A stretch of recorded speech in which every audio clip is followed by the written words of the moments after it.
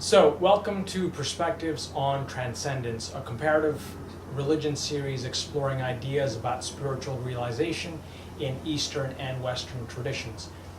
Before we begin, I want to dedicate this series to my loving mother and father, who are kind enough to bring me a bunch of literature all the way from Nepal, as well as some very nice shirts, one of which I'm wearing right now. So in this first sequence of videos, I'll be comparing two types of meditation, one Hindu and the other Buddhist. And I'll be working primarily from two texts. The first, Satipaṭṭhāna Sutta, The Direct Path to Realization, which contains an English translation of an early Buddhist discourse in Pali on mindfulness meditation, along with explication by the Theravada monk and scholar Anale.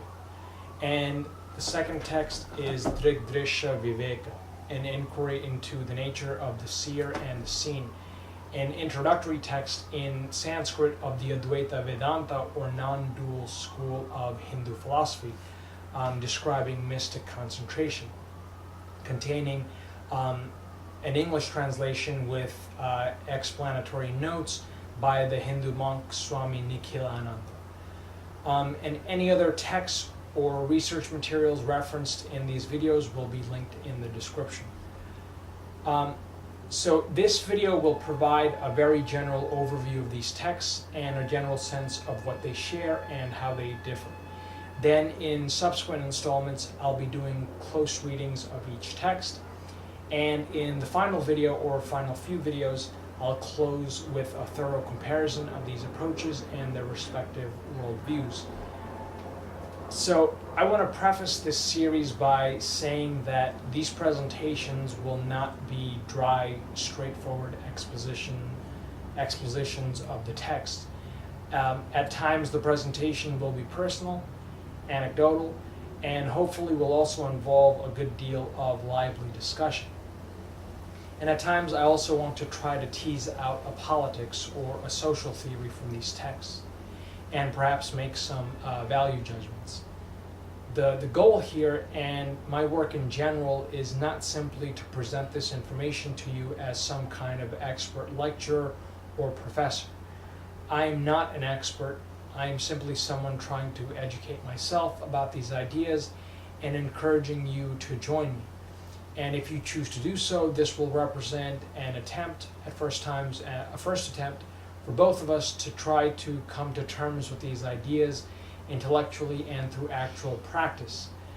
Because I want to stress that my understanding, my interpretation is informed by my personal experience as a meditator as well as by textual research, and this will be reflected in the style and content of my presentation.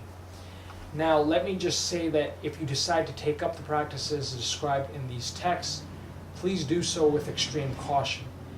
There are serious consequences, both positive and detrimental, to exerting your mind in the ways described in these texts. And with regular practice, everything from more desirable effects like increased mental clarity, spontaneous feelings of joy, and even experiences of ecstasy, to grossly negative and even debilitating effects like hallucination, psychosis, depression, and suicidal ideation is a possibility. So my hope is that this series encourages the curious to take the time to explore these ideas responsibly. Ideally, I hope my viewers take the time to pick up these books, join the dialogue, and perhaps decide to visit a monastery or temple and develop a practice with the support of peers and experienced teachers. And speaking of where and how, let me say that you don't have to be a paying customer to access this knowledge.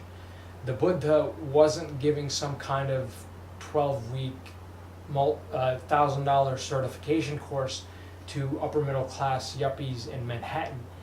And so in that way, the modern meditation and yoga industries do not represent these traditions, and there are better, richer experiences to be had far away from them. If you're in the Bay Area, my favorite place to pray and meditate in the world is probably the Berkeley Buddhist monastery. And in New York, there are numerous, there's some very lovely temples, Hindu, Sikh, Buddhist, and even some Jain. Excuse me. And also a Vedanta center which holds regular classes, prayers, and meditation sessions. So please look into what's available in your local area and feel free to share your experiences.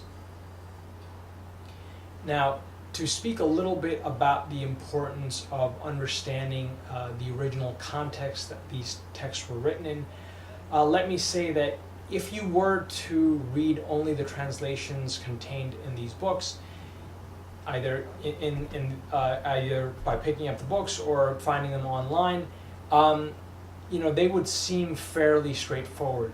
The Satipaṭṭhāna Sutta especially reads like a rather simple set of instructions, and it's meant to be read, or I should say heard, because this was originally a spoken discourse, and put into practice. But it has to be stressed that this is a discourse that was supposedly presented by the historical Buddha to a group of meditating monks. So it has to be contextualized into a whole way of life revolving around religious pursuits. And this seems to be paramount to understanding the original meaning of these prescriptions. We're dealing with translations of ancient texts adapted from oral teaching given to a long-dead monastic community in languages that are no longer widely spoken. So as simple as these texts seem to be on a first reading, and without any guiding commentary or explication, they actually do require an intelligent exegesis with careful attention to language and etymology and an explanation of the original cultural context. So for this reason, since I'm not a scholar of Pali or Sanskrit, this series is really dealing with these ancient texts as they are explained in the commentary and notes of the scholar authors of these books, and not simply dealing directly with the translations. Now, that being said, as I make progress in the learning of Sanskrit and gain a better understanding of ancient Indian history, I will try to apply my own limited knowledge to the text, to the interpretation of these texts, and indicate where the interpretation is based on my own research and where it diverges from that of the commentary contained in the two books mentioned. So, moving on, very generally we might say that Buddhism and Hinduism are sister religions, having developed at one time in the same intellectual and political milieu, very much informed by and developing in reaction to one another. And so for that reason, they employ many of the same terms and concepts because they more or less existed and continue to exist in the same constellation of ideas. However, they also employ some of the same terms in different ways, sometimes subtly different, with accents placed on slightly different meanings or stressing different aspects of experience. And sometimes the difference is more significant, more stark. I'm going to define Sanskrit and Pali terms as I come across them and try to illustrate all the nuances of how each key term is used. And I will mostly stick to the original terms rather than use cumbersome or clumsy translations all the time, leaving the definitions up on the wall so you can follow along without getting lost or confused. So to illustrate this common ground, I wanted to begin the general overview and comparison by analyzing a few key terms in the text and their titles, namely the terms Satipaṭṭhāna, Vipassana from the Pali, and the Sanskrit title Dṛg-Dṛśya-Viveka. So first, the Sanskrit title of this little book, Dṛg-Dṛśya-Viveka, right? So Dṛg means perceiver or seer, and Dṛśya means perceived object. Literally, it means perceived or seen. It's the past participle form of the verbal root drish, to see in Sanskrit. And viveka means discernment, means to distinguish, to discriminate. So the literal word-by-word translation would be perceiver, perceived, discernment, or discrimination, or distinction. And this is more eloquently rendered in the subtitle as an inquiry into the nature of the seer and the seen. And so let's take a look at a few key Pali terms. So from the title Satipaṭṭhāna Sutta, we have Satipaṭṭhāna, which is a compound term made up of two elements, sati and upatthana. Sati means mindfulness. It's the Pali term for awareness, for mindfulness. And upatthana means bringing near, refers to attending to or bringing an object near. So together, Satipaṭṭhāna refers to attending to one's immediate experience with careful attention, with mindfulness. By the way, sutta is the Pali term for an aphorism, but also refers to a set of aphorisms or teachings collected in a work. The Sanskrit equivalent would be sutra. So Satipaṭṭhāna Sutta translates to teaching or discourse on mindfulness. Now, you may have heard of the word vipassana or insight meditation sometimes being used interchangeably with mindfulness. But vipassana or insight is really the goal of the mindful approach. It's the sustained, skillful application of sati, mindfulness, that leads you to insight and the cultivation of wisdom. And insight and wisdom leading ultimately to liberation. So let's pause here and break the word down and analyze its meaning a little bit. So vipassana is the same term in Sanskrit. It's vipashyana. So a palatal S and semi-vowel ya is used in the Sanskrit, where we find only the dental S or sa in Pali. So vipassana or vipashyana has two components, the preverb vi and pas or pash. So preverbs in Sanskrit, preverbs are linguistic elements that serve to alter, sometimes slightly by intensifying or stressing, and sometimes drastically by completely changing the meaning of the verb, sometimes even resulting in the negation of the original verb without the preverb. So vi can mean far, away, or out, apart, asunder, or as an intensifier, deep. And pash or pas is derived from the verbal root drish, which I should have translated this, but if you read Devanagari, this is the root symbol is used to describe so roots are indicated by this root symbol, and drish in Sanskrit means to see, and it's irregularly conjugated in the present indicative as bashya or passa, with the stem bashya. So vipassana means something like deep or penetrating perception, and it's typically translated as insight. So I wanted to use this kind of word analysis to highlight the fact that both of these traditions are fundamentally concerned with perception. And they both characterize our default condition as that of misperception. And transcendence for both is attained through a radical shift towards clear or true perception of reality. These texts are not dealing with salvation or redemption from the outside, or a particular historical event that's going to happen in the future. Everything that is talked about is to be directly perceived. and it's a choice, and in that sense, it's a matter of choosing to perceive things in the right way. And so in that sense, they are espousing radically empirical ideas and approaches.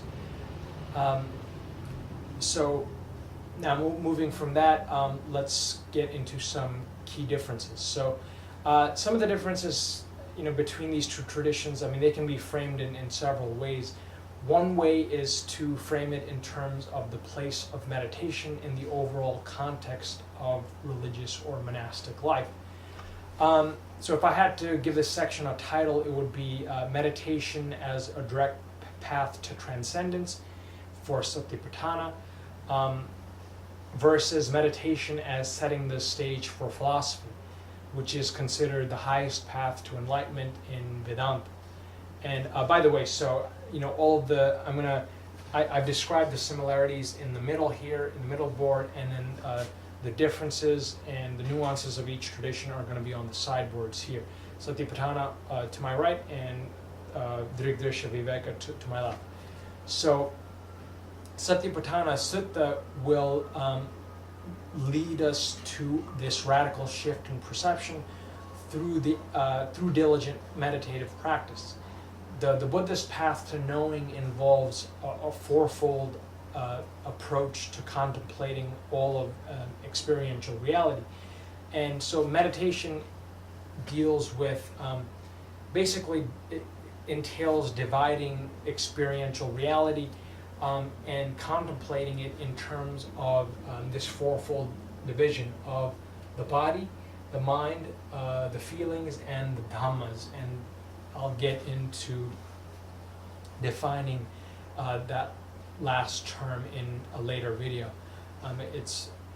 It's quite a complicated term with many different meanings in many different in different contexts, so it requires some consideration on its own. But yeah, so the emphasis here is on direct bodily experience, and the subtitle of this book is The Direct Path to Realization, which is a direct quote from the Buddha's from the Satipaṭṭhāna teaching, the translation contained in the first part of the book. And direct meaning that the practices described in the text are by themselves sufficient for realization or liberation. Dṛg-Dṛśya-Viveka, here meditation is a little bit different. The text outlines 6 types of yogic concentration type meditation, which should be undertaken by the monk without interruption in order to experience the true nature of reality, which is known by various names. One of the most employed term is Brahman. But the practices described in the text will not directly lead you to realization. The purpose of meditation is basically to clear the mind and set the stage for philosophical inquiry, which, as I said, in Vedanta is the highest path to enlightenment. And rational inquiry is basically necessary for verifying the truth of what one has experienced in formal meditation, for clarifying what one has experienced, and to avoid drawing erroneous conclusions from those mystical experiences. Again, in contrast, the early Buddhist perspective, you have breakthrough to liberating insight about the nature of reality. This comes about primarily through the actual formal practice of meditation, and other forms of knowing, reason, i.e. philosophical inquiry, logic, or tradition, oral teaching, the scriptures. These are important and necessary, but ultimately auxiliary or supplementary sources of knowledge to the more direct path of intuition or insight through meditation. With Dṛg-Dṛśya-Viveka, as I said, this is setting the stage for rational inquiry. And so there is a much deeper concern with in this tradition for philosophical and logical rigor. This is a text that, and it's clear from the very beginning, that a text that is aiming for consistency and argumentative soundness, and it mainly proceeds through almost syllogistic argumentation. So we can see that, we're not dealing with radically different epistemologies between these two traditions. They don't have totally different ideas about what constitutes legitimate sources of knowledge. What we do have is a different emphasis, different weights given to sources of knowledge insofar as they are paths to liberation. Right, which is, so liberation is also referred to as final knowledge.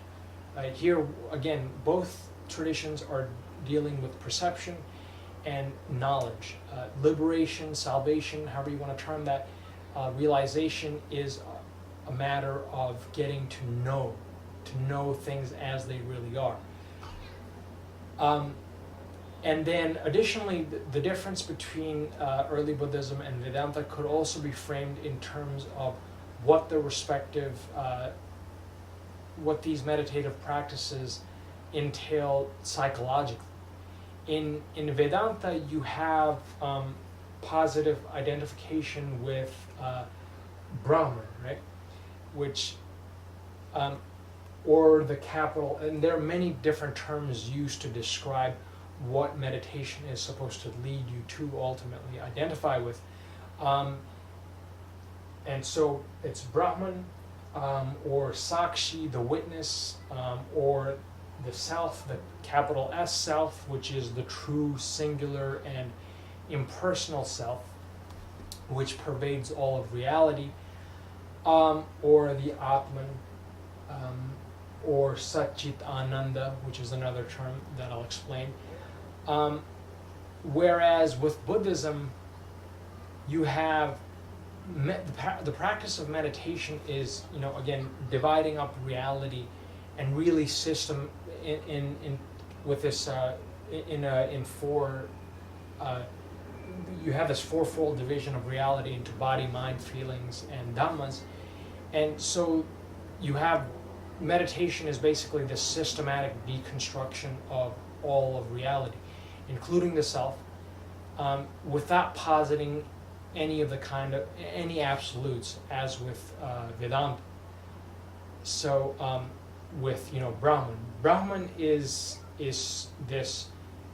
It's not a concept. It's Brahman is ineffable, but in order to talk about it to the extent that we can talk about it, it's a positive concept. And all of these terms that I mentioned, these are positive terms that are used to try and approximate in language what is supposed to be ineffable, and can only be really, it's beyond philosophical or mere verbal acceptance. It has to be directly perceived and realized, and through a process of becoming. You have to become Brahman, or realize that you are already Brahman.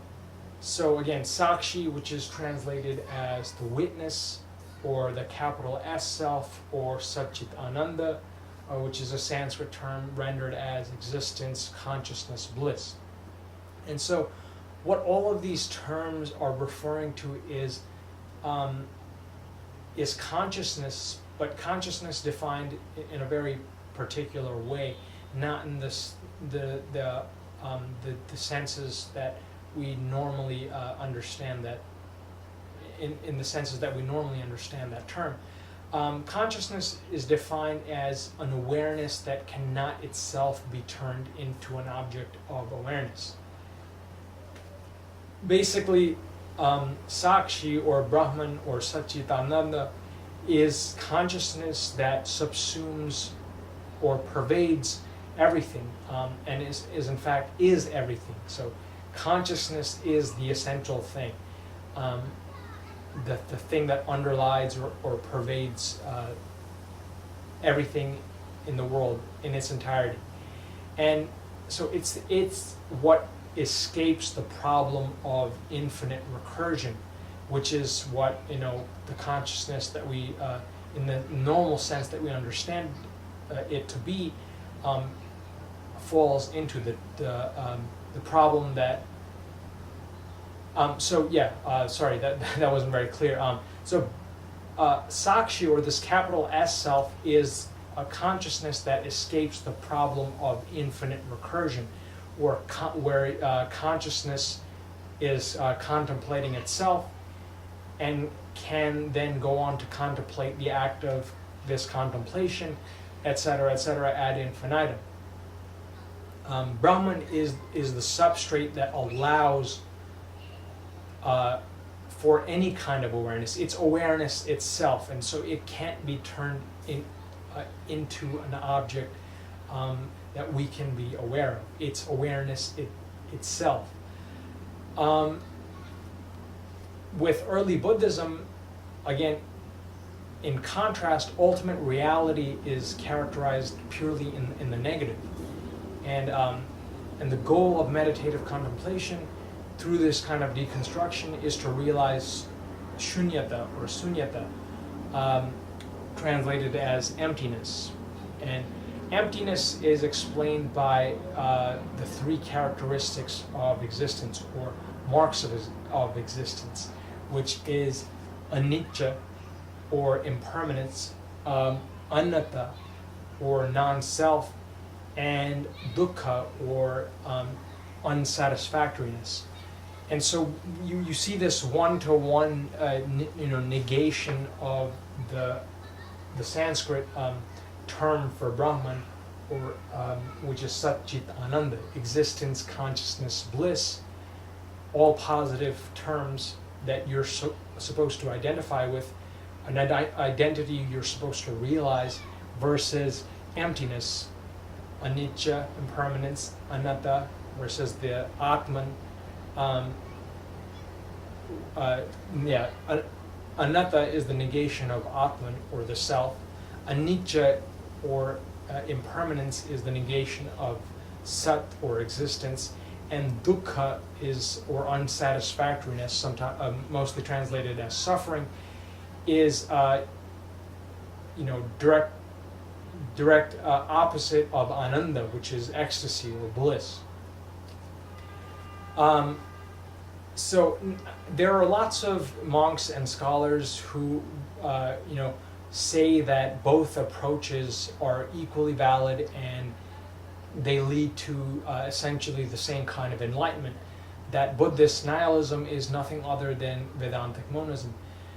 Now, I think this assessment is at least in part motivated by politics. I think, what you see in a lot of these interfaith conferences are this pressure to the political motivation to be ecumenical and say that all religions are just variations on the same perennial theme of humans trying to self-actualize, find a narrative to provide meaning. I am not going to, not that I'm against ecumenicism, but I'm not going to try to reconcile these ideas in a contrived way just out of the need to play nice, basically. But yeah, this early into my studies, I can't say either way whether these terms, whether both types of enlightenment are essentially the same. They may well be, but I know just from my own personal experience practicing both, and I practice both of these each an hour a day. So in the mornings, I will do Vedanta, and later in the day, I will do Satipaṭṭhāna. Or I'll break each meditation up into 20-minute blocks, and in the mornings I will do one 20-minute block of Vedanta, then followed by a 20-minute block of Satipaṭṭhāna, and then yeah, and I'll get into how that works, given what I've said and how different they are, how I'm able to reconcile practicing both. I will get into that a little bit later. But getting back to the point, I know that these, they certainly have different effects. They have different immediate and lingering physiological effects. And I suspect that in the long term, they have very different psychological effects, leading to significantly different changes at the level of personality. Because, I don't have any data on this. I admit at this point I'm speculating. But again, prior to actually becoming fully awakened, one practice involves constantly reinforcing, in theory through philosophical apologetics, and in direct practice through meditation, a positive identity, a belief in something absolute, singular, unchanging, and that's synonymous with bliss and existence and consciousness. Whereas, and the other one entails, again, just a systematic deconstruction of all positive identification with one's sense of self, with one's thoughts, with one's emotions, one's corporeality, the solidity and continuity of the external world, without anything to fill the void left in the wake of this ruthless dismantling. So yeah, it'll be interesting to document how I feel about this, as I progress, and as I do a little bit more research, which isn't directly related to anything talked about in the text, but I think it's really interesting, and it is relevant to the overall series. So I will try to do some research into the differences, if there are any, between if there are changes at the level of personality and the immediate and persisting physiological effects. Because both of them have a calming effect, but there are both have positive and negative effects that you have to deal with as a meditator, and they're different. They're quite different. So that's something interesting that I hope to explore in the series. So moving away from that, in this last section, I wanted to discuss the perspective taken by monastic Hinduism and Buddhism on human animality and also culture. The Dharmic, which is the term for Buddhism, Hinduism, Sikhism, Jainism, all of these traditions, they're referred to as Dharmic traditions because they believed they have this idea of dharma, or law, of causality, of a rule-governed existence, and also a duty. So when I say dharmic, that's what I'm referring to. I'm referring to these traditions in South Asia. So, if I were to give this section a title, it would be Undoing Nature and Nurture in these dharmic traditions.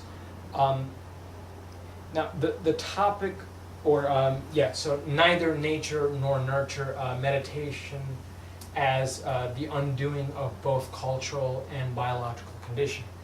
Long title, but that's how I'd like to frame this section.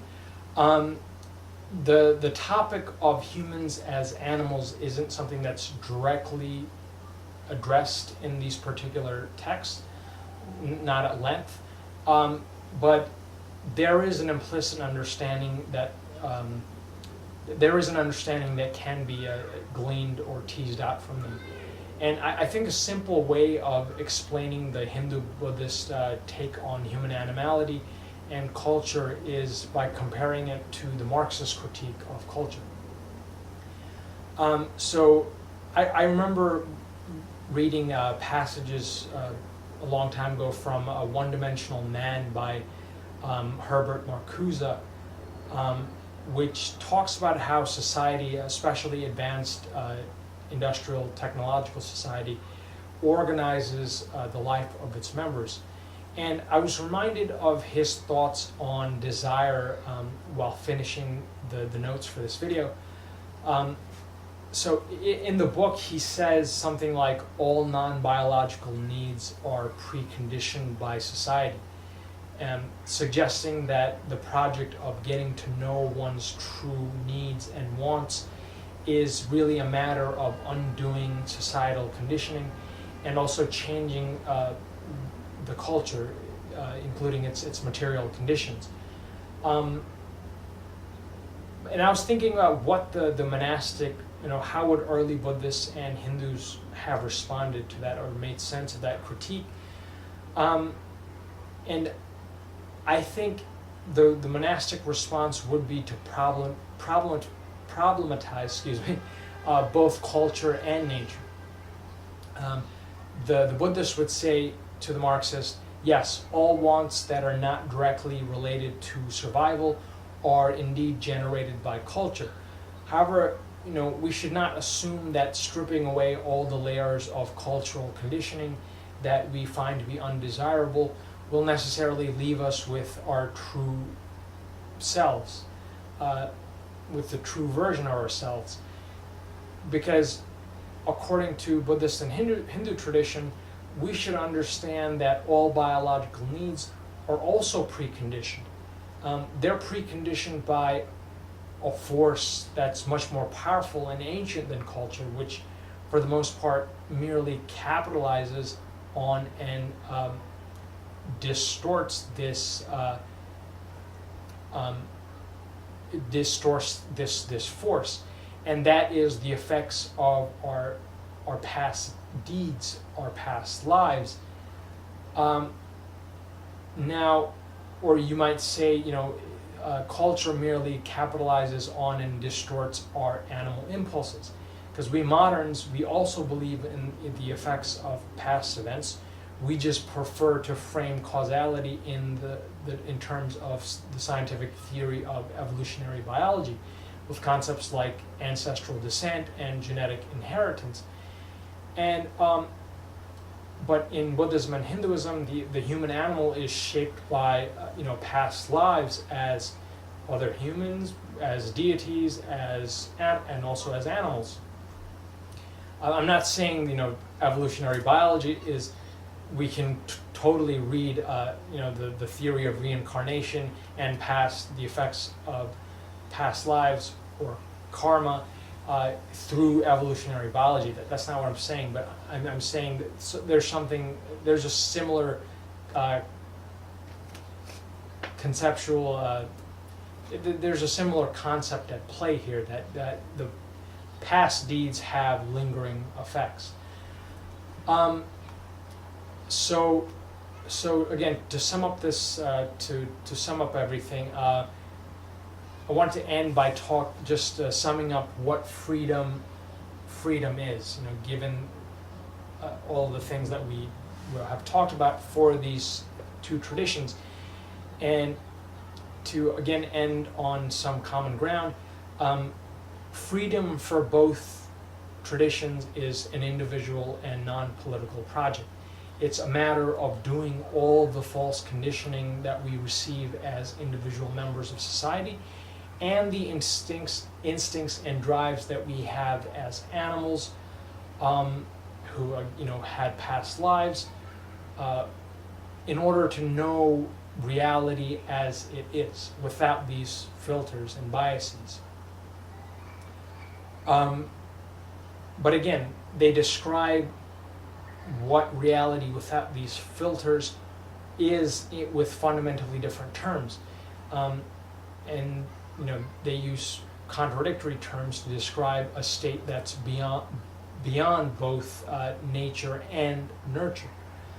And that's what makes these traditions unique. They are not saying let's return to nature, as a more authentic state of being. And there's an inherent critique of culture, of civilization, I think, in these texts. I mean, it's complicated, the relationship between monasticism and householder or regular civilized life, and that's something interesting and worth exploring. But in general, I think you can say that, the ultimate goal of realization, of liberation, is a state that's beyond both nature and nurture, and so there is an implicit critique of both. I don't think you can say that Buddhism or Hinduism, at least these early iterations, are describing are natural philosophies, nor are they civilized philosophies. There's a critique of both civilization and nature at play, I think. It's just that one insists on the lack of any stable essence, on the lack of continuity to reality, and which is fundamentally characterized, again, in the negative, as being empty, as being an empty, ever-changing, and constant flux. Whereas the other insists on an all-pervasive substrate. Brahman, Atman, Sakshi, Satchitananda, all of these terms trying to approximate some ineffable experience to be realized. Something that makes all reality possible, and it's the substrate that underlies everything. And the task with the Hindu tradition is also to deconstruct the self. But it's the small s self, it's the ego that we associate with in our waking conscious lives, and to identify with this big S self, this impersonal self, which again subsumes this small s self, and it dissolves all previously perceived distinction and flux. And in a word, you would say that this is a monist philosophy. And some people have described Buddhism as being a nihilist philosophy that, just negates every positive identification that you might be able to make, or every essence that you might be able to point out. So I hope that wasn't too rambly. I hope that was somewhat clarified these two approaches to meditation. But that concludes this video. I want to thank you for joining me. I really look forward to going over Dṛg-Dṛśya-Viveka more closely in the next video, or next few videos. I'm trying to refine my presentation style and use less ums and uhs, and make this a little bit more presentable and enjoyable to my viewership, and more enjoyable for me. That being said, if you like my work and you want to support me, I think the best way to do that would be to, now I would say please pick up these texts from your local library, or perhaps you can find them online, or borrow them from a friend, and join the discussion. And if you're a monk or a scholar of religion or of ancient languages or history, or just an amateur researcher like me, please leave your suggestions and corrections and criticisms below. I would definitely appreciate that. And if you want to send me some material that you think I should read, send me a book or an article, then please message me at flowersarlovesome@gmail.com, or provide a link in the description below. Thank you. Thanks for joining me.